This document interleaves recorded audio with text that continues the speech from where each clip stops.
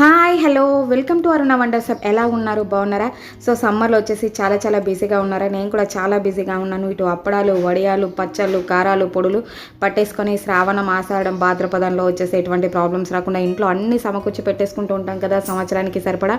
So నేను కూడా చాలా బిజీగా ఉన్నాను. ఇందులో వచ్చేసి చాలా బాగా అనిపిస్తుంది.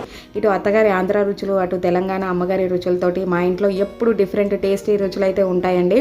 సో ఇటు టిఫిన్స్ కానీ, పచ్చళ్ళు కానీ, ఇటు ఆంధ్ర అత్తగారి రుచులు, ఇటు స్పైసీగా తినాలంటే తెలంగాణ రుచులతో ఎప్పుడు డిఫరెంట్ టేస్టీ వంటలు అయితే ఇంట్లో చేసేసుకుంటాము. అట్లాగే గిలిగజ్జాలు కూడా వస్తుంటాయి. ఇటు మా వంట గొప్ప అంటే మా వంట గొప్ప అని మా ఇద్దరి మధ్యలో. సో అలా చేసుకుంటూ చక్కగా హ్యాపీగా ఉంటాము.